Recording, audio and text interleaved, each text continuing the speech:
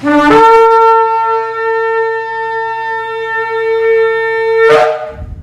a todos de la congregación 20 Espirales del sector Candelaria en Arecibo, dándole toda honra a nuestro Abacadosh por un Shabbat más que vamos a estudiar sus escrituras, la parashá de hoy, número 35, la parashá Nazó. Pero antes de comenzar le damos un saludo a todos aquellos que nos ven a través de este medio, aquellos, ¿verdad?, que están enfermos, que están necesitados, que necesitan que Abba conteste sus peticiones. Desde acá enviamos verajá, enviamos bendición, y que nuestro Abacadosh cumpla, ¿verdad?, según su perfecta voluntad en cada uno de nosotros y en cada uno de ustedes que nos ven a través de este medio.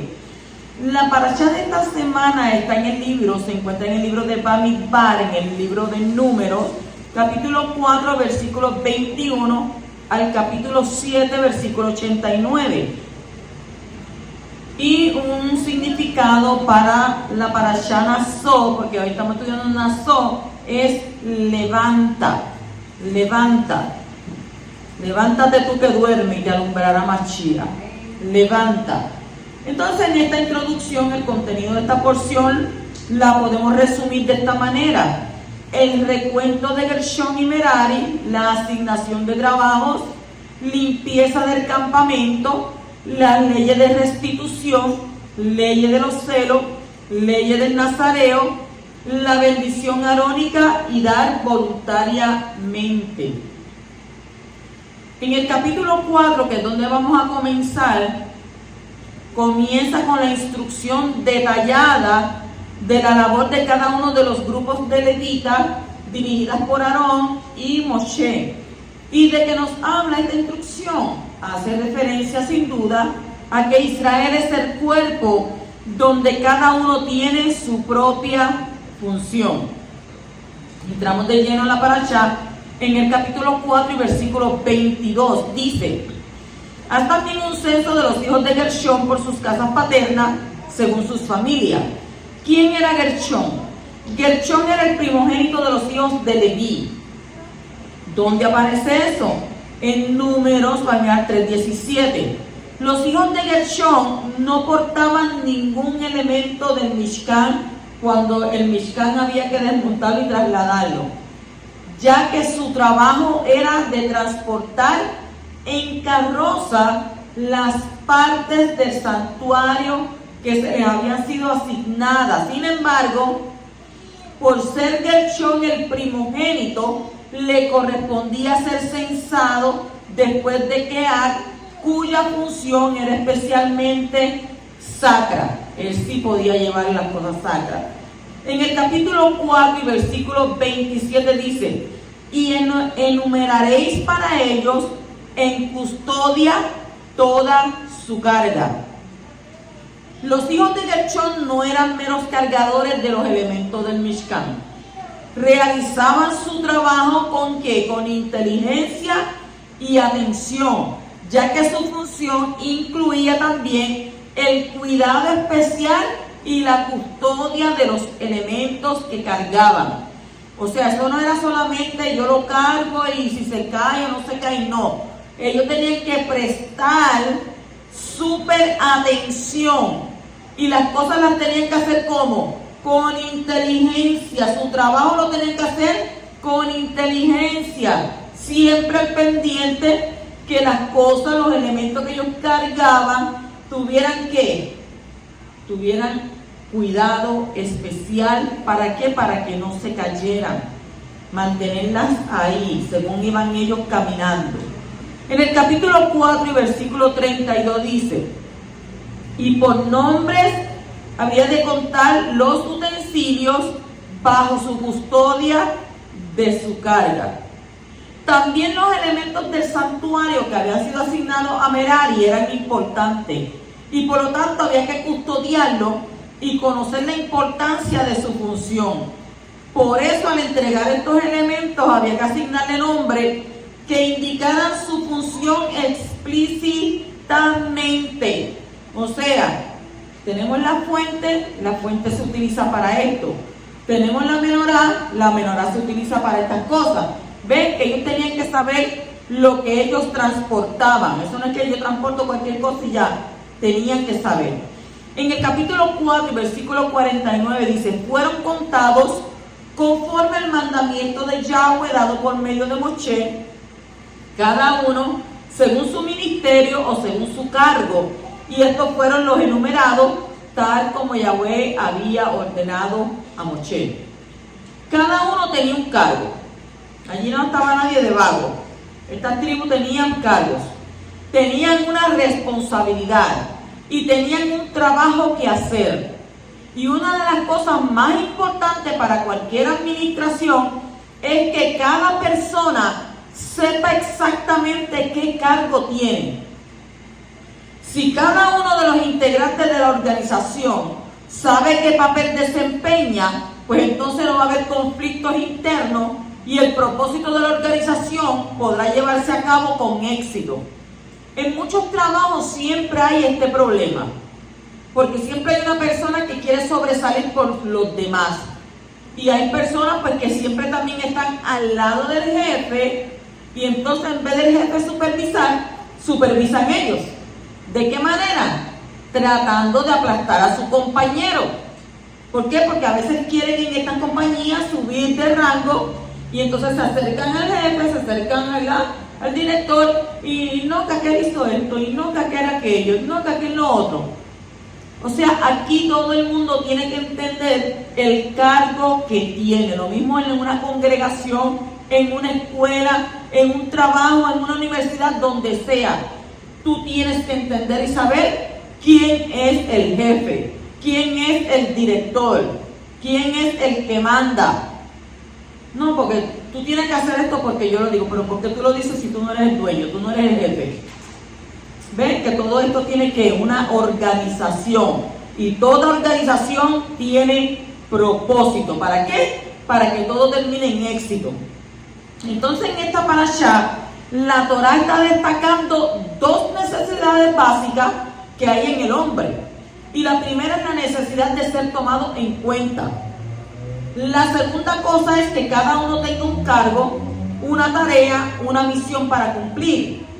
Cualquier persona que pierde la conciencia de alguna de estas dos cosas se siente inútil como persona y siente que su vida es inútil.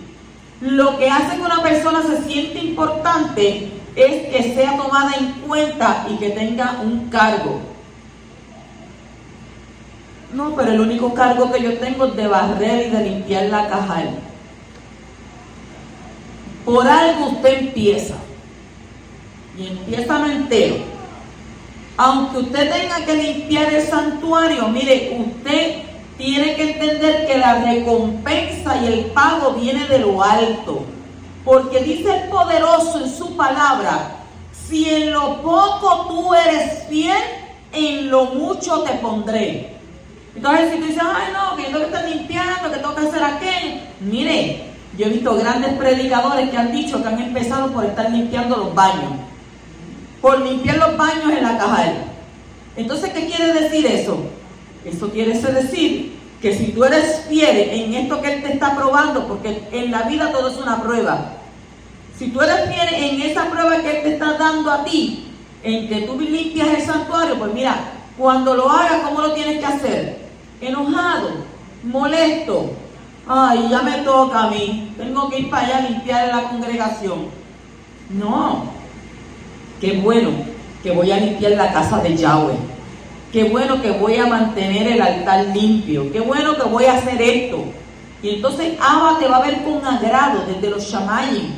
Y dice, mira mi siervo, mira mi sierva, qué contento que están limpiando mi casa, donde yo moro. Y ahí es que viene ¿qué? Que Él entonces te va a dar la bendición. Entonces esto nos enseña que todo aquel que entrega su vida a Yahweh recibirá uno o varios cargos importantes para su vida. Naciste para servir a Yahweh.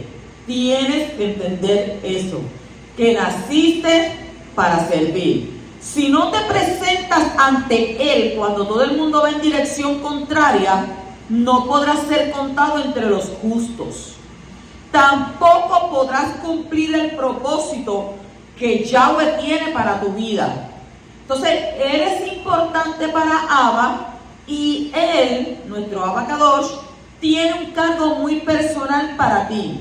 Entonces tú tienes que buscarlo, tienes que vivirlo, entonces así nunca vas a caer, como está escrito en el Dabar, en el libro ¿de quién? De Kefas, segunda de Pedro, capítulo 1, versículo 10, dice: así que, hermanos, sed tanto más diligentes para hacer firme vuestro llamado y elección, porque mientras hagáis estas cosas, nunca tropezaréis. La Escritura dice que las cosas que nosotros tenemos que hacer, esas las hacemos. Siervos inútiles somos, pero cuando Él te envía a hacer algo, tiene como siervo fiel hacer el propósito de tu Abba Kadosh, para que tú veas cómo Él luego te va a bendecir. En el capítulo 5 y versículo 12 dice: habla a los hijos de Israel y diles: si la mujer de alguno se desvía y le es infiel. Esto es un tema que estaríamos hablando todo el día sobre esto, porque en el tiempo de antes la mujer era más temerosa de Abba Kadosh. A medida que ha pasado el tiempo, la gente ha ido perdiendo ¿qué? El temor a Abba. Entonces, entre los versículos 12 y 31, el tema dominante es la sospecha entre el cónyuge y más precisamente los celos abrigados por el esposo que duda de la lealtad de su esposa. La Torá, que conoce sin reserva las intimidades de los seres humanos, no quiere aceptar un hogar matrimonial corroído por la duda y la sospecha en un área tan sensible como lo es el amor conyugal. Por lo tanto, establece este tipo de prueba para desvirtuar o confirmar definitivamente las dudas abrigadas por el esposo. En ese tiempo, el esposo podría tener una sospecha y iba delante del Cohen. Pero en este tiempo, donde la tecnología ha avanzado, donde una persona puede hablar con otra a través de WhatsApp, enviar un mensaje, enviarle una foto, y eso dura par de minutos, porque cuando tú vas y buscas otra vez, ¡pum!, desapareció. Entonces, no, que tú hiciste esto.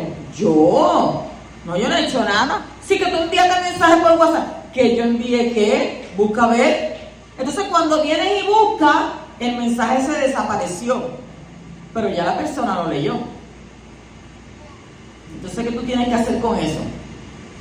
Porque hoy en día el temor al poderoso, el temor a la pareja que tiene al lado, ya no existe. Ya no existe. O sea, puedes tener un matrimonio y si me gusta aquella persona se lo dejo saber, porque las mujeres tienen muchas mañas de cómo dejar de saber de que tú me gustas o que tú me agradas. Pero una mujer temerosa de Abba Kadosh, temerosa del Rey Supremo del Universo, que sabe, entiende y comprende que la Escritura dice que sus ojos y sus párpados están sobre ti diariamente, y no dice solamente sobre ti, sobre buenos y sobre malos. Mismo David lo decía: ¿a dónde me esconderé de tu presencia? Si a donde quiera que yo me meta, a donde quiera que yo me esconda, a donde quiera que me trate de ocultar, tus ojos están ahí mirándome. Eres el Boreolán. Eres el Boreolán. ¿Qué sucede? Existe una condición básica a saber.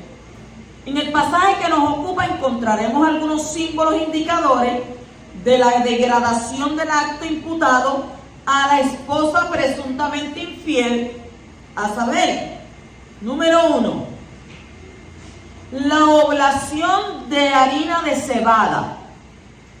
Según comenta Rashi, representa el acto bestial, ya que la cebada es alimento ¿para qué? Para animales. y de confirmarse la sospecha del esposo, entonces estaríamos ante un acto bestial. Mire cómo lo trata la Torá, la infidelidad. Número 2, la vasija de arcilla. Representa en el mundo de los símbolos la decadencia y el desprecio, ya que los seres humanos usan otro tipo de utensilio para ingerir líquidos. Número 3, el Cohen. El Cohen descubría públicamente la cabellera de la mujer en cuestión. Y recuérdese que en la tradición bíblica, rabínica, concibe que a la mujer judía desposada, con su cabellera cubierta siempre, especialmente cuando accedía al santuario, eso para ella era ¿qué? Era un honor. Por lo tanto, el hecho de descubrir la cabellera de la mujer representaba una degradación total en su conducta. Y toda rabayagua que nos vivimos en esos tiempos. Pero una mujer que le era infiel a su marido en esos tiempos la apedreaban.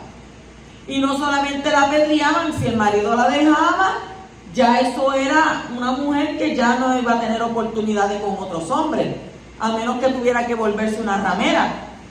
¿Por qué? Porque no tenía con qué sostenerse. Pero entonces si lo traemos al tiempo de hoy, yo siempre he dicho que si tú no quieres a una persona, si tú no quieres a tu marido, si ya tú no lo amas, o si ya tú no sientes nada por él, o si ya porque se puso panzón, que si se le cayó el diente, que si se está quedándose calvo, que si... Oye, cuando tú hiciste ese compromiso, ¿qué tú dijiste? Hasta que se ponga panzón. Hasta ahí. No, la Escritura dice hasta que la muerte nos separe. Y es un contrato, porque tú hiciste un contrato, hiciste un pacto. Entonces, ¿qué sucede con esto? Cuando tú haces ese pacto, y a medida que tú vas, porque el matrimonio tiene muchas etapas. Usted sabe que al principio, cuando las personas se casan, están enamoradas, ese primer año y medio están que rompen hasta la escalera. Abrazados, besándose, ay, amor para aquí, amor para allá, y una cosa terrible. Pero después que pasa el año y medio, ¿qué sucede? Como dicen por ahí, primero era donde te pongo y ahora es donde te reviento. Pues ¿qué sucede? Nosotros tenemos que entender que somos ¿qué? Somos personas diferentes, pensamientos diferentes. Y a medida que el tiempo va pasando, porque el mismo sabio Salomón dijo que la belleza era ¿qué? Pasajera. O sea, tú puedes hablar de tu marido, ay, que mira para allá, que le tiene esto, tiene aquello, lo puedes criticar, pero oye, comienza por criticarte tú también.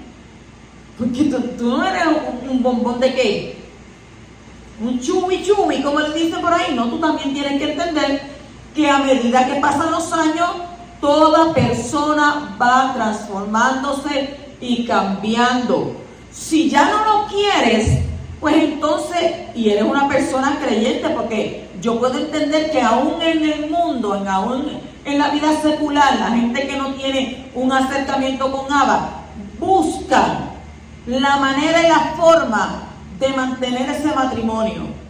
Pero esto no es de 50, esto es de un 100%, esto es de los dos, esto no es de uno solo. Pero entonces si tú como mujer ya no quieres estar con ese hombre, porque entiendes que necesita algo nuevo, un juguete nuevo, porque ya este es así, este se está poniendo así, este tiene esto, tiene aquello, tiene lo otro, pues tú estás mal. Tú estás mal. Mereces beber las aguas maras, las aguas que te inflan. ¿Por qué? Porque uno tiene que tratar, si usted está en Abba, si usted está en Machía, usted tiene que orarle al Padre. Por favor, Abba, ayúdame a tolerar, ayúdame a que yo pueda aceptar la persona tal y como es, reconociendo que el único que puede transformar a la persona eres tú a través de tu Ruach HaKodesh. Tú no transformas a nadie, yo no transformo a nadie. La persona se transforma cuando comienza el Ruach HaKodesh a bregar con ella. Entonces, si tú quieres salir corriendo, porque ya no aguanto más, ya no tolero más, ya no soporto más, ya no me gusta más, ya el amor se perdió, ya el amor dejó de existir, ya... ¿Qué problema tienes entonces? ¿Qué problema tienes? Porque tienes que ¿qué? Tienes que buscar la manera, siempre clamando a tu Abacadosh, que aquello que te hizo enamorarte de él o de ella, lo vuelva a poner en tu corazón. Sabemos que hay afán, que hay trabajo, que hay situaciones en los hogares, que quizás tu pareja falle, pero ¿qué tú tienes que hacer? Lo que dice la Torá. Clama a mí y yo te responderé. Clama a mí, tú vas a ver cómo yo voy a cambiar la situación. O sea, la situación no se resuelve cambiando a la persona y buscándome otra. Porque quizás es una cosa, quizás el problema seas tú y no las personas con las que tú estás cambiando. Porque a veces nosotros tenemos que analizarnos nosotros y antes de pedirle a Abba que cambie a esta pareja tuya, que transforme a la pareja tuya, dile, Abba, cámbiame a mí primero, transfórmame a mí primero, porque yo sé que yo no soy un bombón de menta, yo también tengo lo mío, y quizás el no tener que, el no pensar igual, es el problema y la situación. Continúa en el capítulo 5, versículo 13, dice, habiendo, o sea, podido un hombre acostarse con ella en relación carnal, sin que su marido lo viera, y ella se reclutó en secreto, y pudo haberse contaminado, y no haya testigo contra ella, ni haya sido violada. El Talmud enseña que el agua de amargura solo es aplicable cuando una mujer se haya reclutado en secreto, o sea, se haya acostado en secreto con otro hombre, durante un tiempo suficiente largo como para efectuar una relación sexual con él. ¿Qué quiere decir esto? Oiga, cuando una persona llega a tener una relación sexual con otra, eso no es de un día para otro. Eso no es de un día para otro. ¿Qué sucede? Esto es como el virus, como la enfermedad. Usted sabe que el virus a veces tarda 7 o 14 días en hacerle usted ¿qué? En reventar. ¿Por qué? Porque va poco a poco.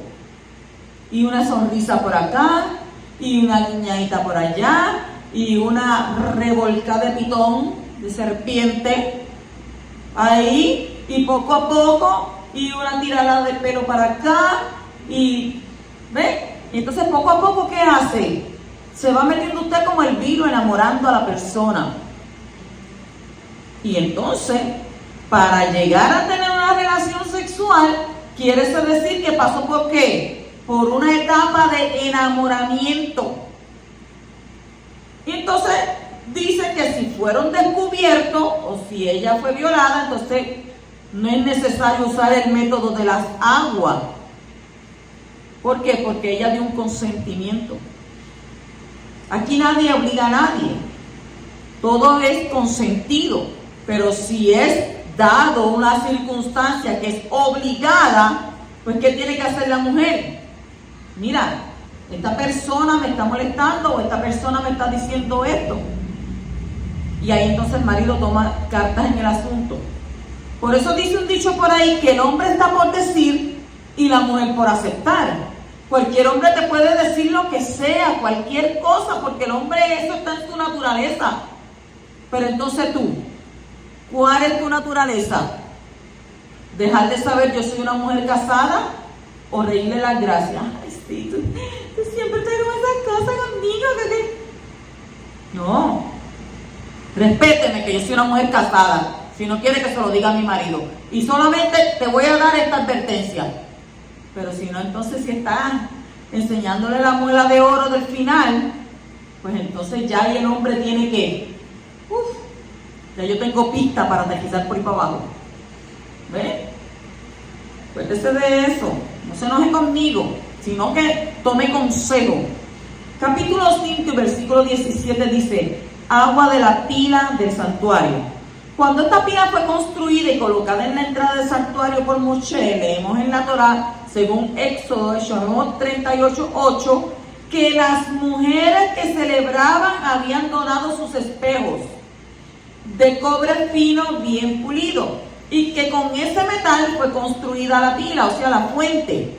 Al respecto, los sabios del Midrash han recalcado el desprendimiento y la generosidad de aquellas mujeres virtuosas, así como la alta espiritualidad que reinaba entre ellas. Y este hecho posiblemente encierre un mensaje queriendo recordar a la esposa en cuestión la virtuosidad de las mujeres de Israel en un momento tan decisivo para ella. Por eso el libro de Proverbios, capítulo 31, habla de ¿qué? Habla de la mujer virtuosa. La mujer virtuosa, ¿quién la hallará? Dice la Escritura. Continuamos en el capítulo 5 y versículo 18, donde dice las aguas de la amargura. Según Maimónides, el Mishneh Torah, en Sotá 3:10, el Cohen agregaba el agua a algún elemento amargo, como por ejemplo la adelfa. Traducimos la palabra mearerim, como dolorosas, basado en Rashi. O sea que esto era como un polvo, el adelfa como un polvo, donde se lo ponían en el agua, y entonces cuando la mujer lo tomaba, ahí comenzaban los dolores. En el capítulo 5 y versículo 23 dice: entonces el Cohen escribirá estas maldiciones en un rollo y las borrará en el agua de amargura. A pesar de la prohibición general de borrar el nombre del poderoso, en este caso él permite que su nombre sea borrado para causar paz entre los esposos. Tan importante es el matrimonio para Yahweh que Él está dispuesto a permitir que incluso su nombre sea borrado para que haya orden en la familia, como está escrito en el libro de Hebreos, capítulo 13 y versículo 4, que nos dice: sea el matrimonio honroso en todos, y el lecho matrimonial sin mancilla, porque a los inmorales y a los adúlteros lo juzgará Yahweh. O sea, cosa dura es caer en manos de un Elohim vivo. Entonces la prohibición de borrar el nombre de nuestro eterno poderoso se encuentra en Devarim, Deuteronomio capítulo 12, versículo 3 al 4, donde está escrito: y demoleréis sus altares, quebraréis sus pilares sagrados, quemaréis a fuego sus imágenes de Ashera, derribaréis las imágenes talladas de sus dioses y borraréis su nombre de aquel lugar. No haréis así a Hashem, a Yahweh, vuestro Elohim. Seguimos el capítulo 5 y versículo 31, dice: además, el marido quedará libre de culpa, pero la mujer llevará su culpa. Este versículo puede ser entendido de varias maneras. En primer lugar, nos enseña que si el hombre no denuncia el pecado de su mujer, él llevará culpa por causa de ella. Y usted dirá: pero ¿cómo el hombre no va a decir? Oiga, en este tiempo hay muchos hombres que saben que la mujer le está fallando, que la mujer lo está engañando. Ay, que yo la amo, es que yo no puedo dejarla, es que... Oiga, ¿cómo es eso? O sea, que usted, sabiendo que su mujer le es infiel, usted va a estar con ella ahí. Entonces, ¿cómo queda su reputación delante del mundo entero? ¿Cómo queda usted delante de la gente?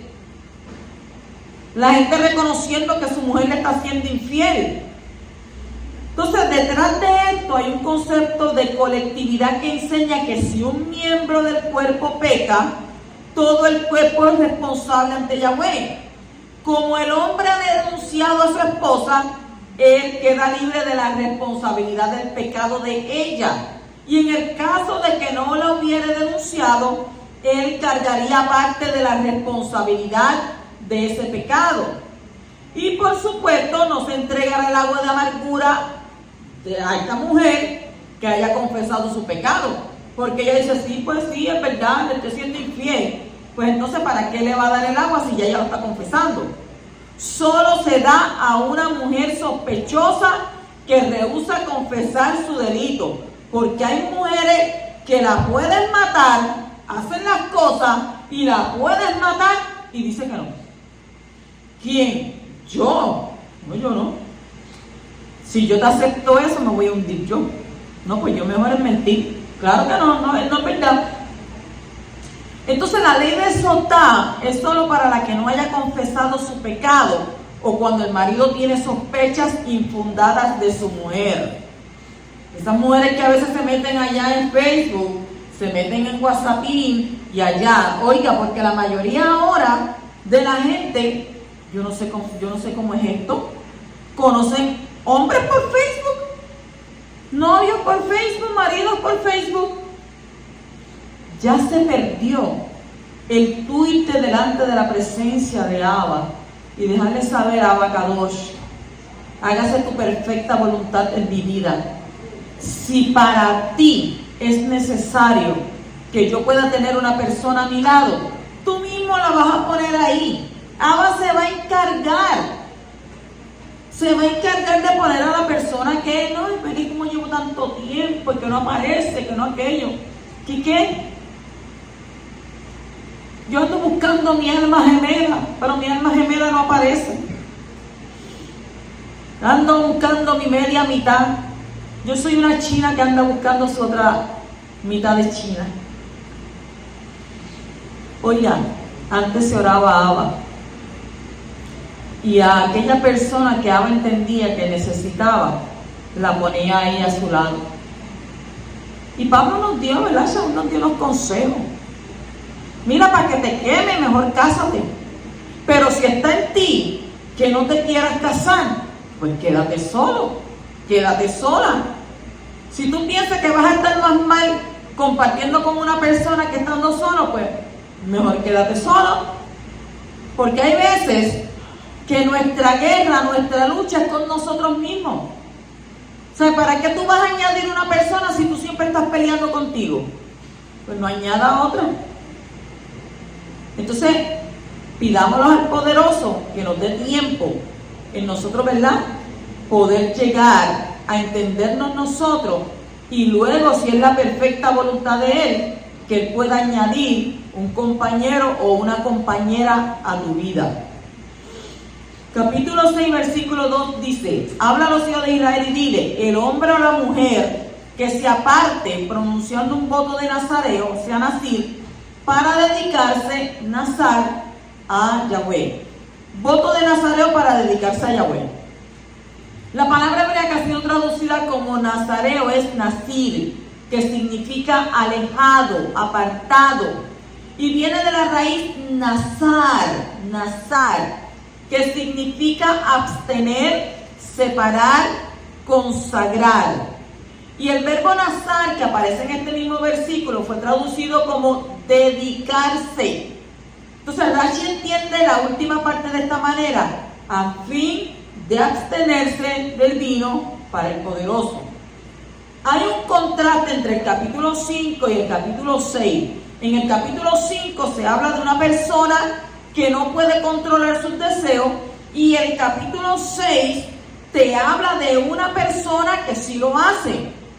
La mujer adúltera no controló sus emociones, y el nazir, sea hombre o mujer, hace un voto especial para controlar sus emociones y abstenerse de ciertos privilegios en la vida, para entonces así demostrar su devoción y su entrega a Abba Kadosh.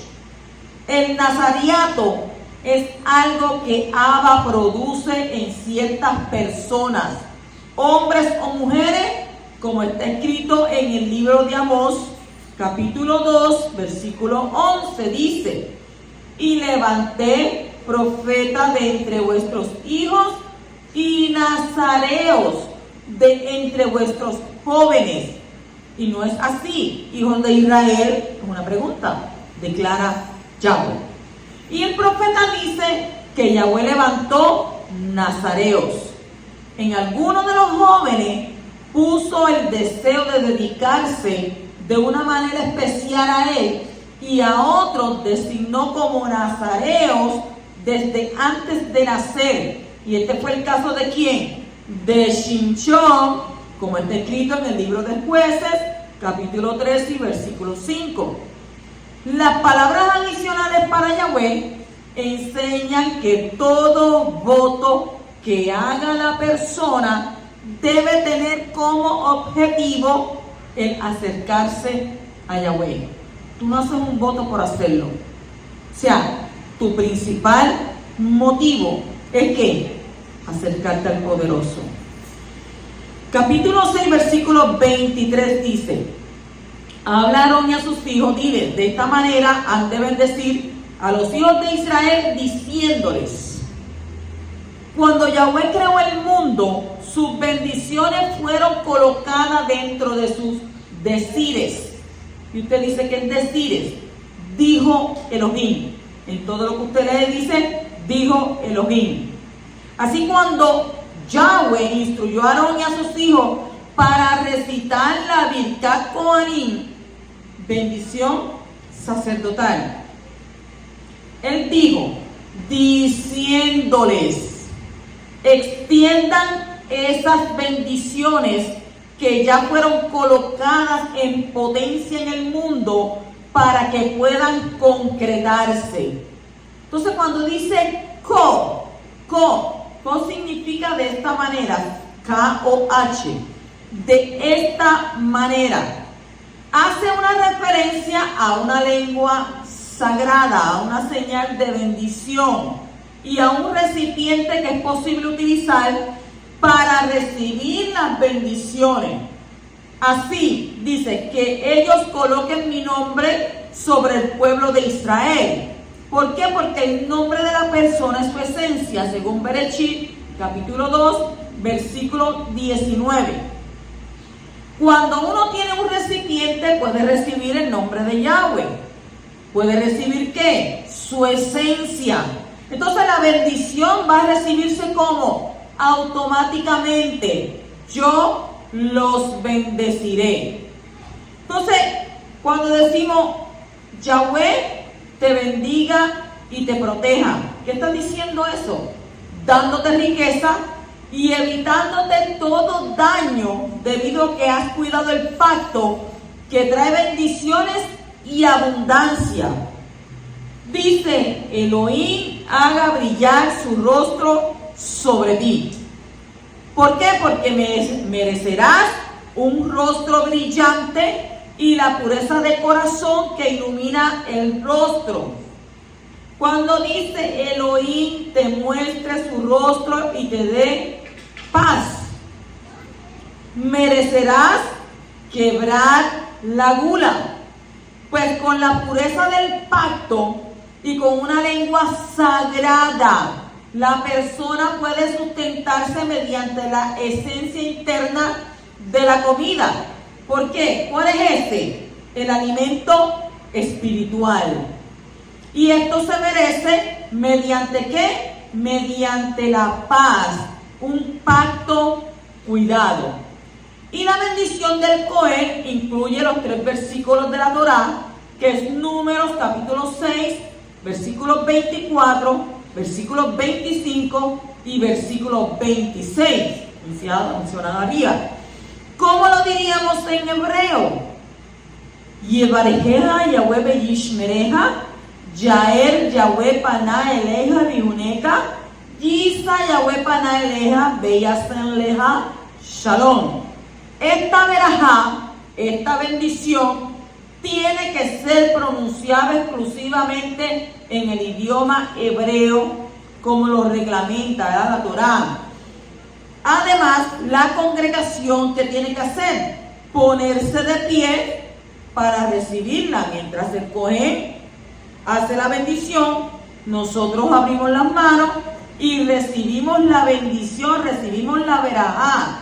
¿Por qué? Porque quizás usted dirá, eso es como una liturgia, eso es aburrido. No.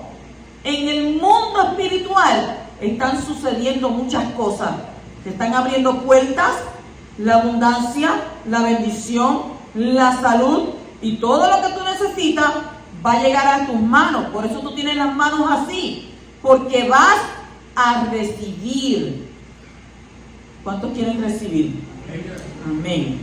En el capítulo 7 y versículo 1 dice: y sucedió que el día en que Moshe terminó de levantar el santuario, lo ungió, lo consagró con todos sus muebles, también ungió y consagró el altar y todos sus utensilios.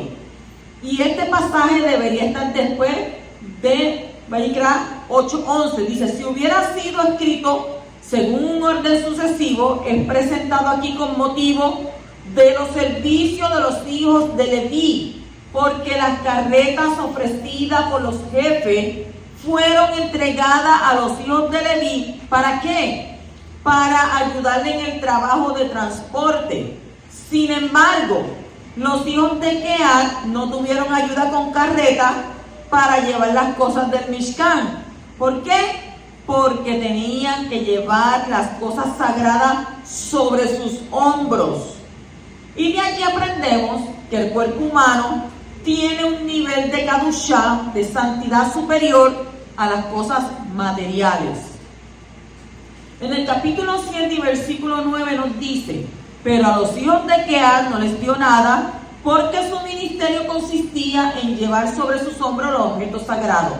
Y esto nos enseña que la carga aumenta conforme al aumento de la Kadushá. ¿Qué quiere decir esto? A medida que usted va buscando al poderoso, a medida que usted va escalando, como dice la escritura, vamos escalando montañas, vamos subiendo de nivel en nivel, más grande va a ser que el aumento de carga sobre usted. En el capítulo 7 y versículo 10 dice: y los jefes presentaron la ofrenda de dedicación del altar el día que fue ungido. Los jefes presentaron su ofrenda ante el altar. Los líderes siempre tienen que dar más que los demás. Un jefe tiene que sacrificar más que el pueblo. Las piedras preciosas del pectoral de juicio, ¿de dónde venían? Las vemos ahí de Leví. Venían de todos los líderes. ¿Acuerdan que nosotros discutimos eso en la otra parashá?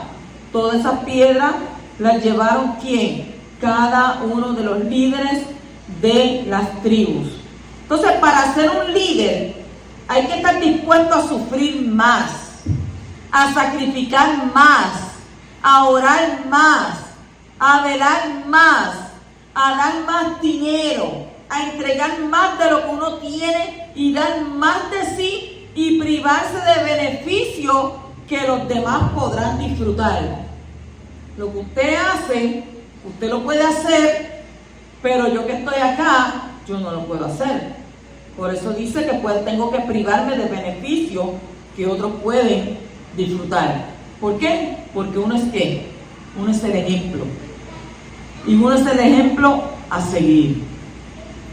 Capítulo 7 y versículo 89 dice: y al entrar Moshe en la tienda de reunión para hablar con él, oyó la voz que le hablaba desde encima del propiciatorio que estaba sobre el arca del testimonio, de entre los dos querubines, y él le habló. Moshe tenía entrada libre al lugar Kadosh Kadoshim, al lugar santísimo, y ese es el lugar de encuentro en lo más íntimo de nuestro ser. En la dedicación diaria debemos entrar en el lugar santísimo, en el Mishkan celestial, por medio de Yeshua el Mashiach, para estar a solas con nuestro amado Padre y escuchar palabras de sabiduría. ¿Por qué? Pues dice la Torá que entres en tu aposento, cierre la puerta detrás de ti, y aquel que está en lo alto, ¿qué va a hacer él? Va a escuchar y luego te va a recompensar en público. Así que cuando tengamos el momento de poder estar a sola con nuestro Padre Celestial, no lo desperdicien. Siempre saque el momento, sea donde sea, que usted pueda estar solo y hablar con Él, porque Él todo lo resuelve, tarde que temprano, ahora o después, pero siempre va a llegar la contestación de Él. Lo único que nos pide es un granito de mostaza, una fe, aunque sea así chiquitita. Esa fe te pide Él, que todo lo que pidieres en su nombre, lo recibiréis. Shabbat Shalom.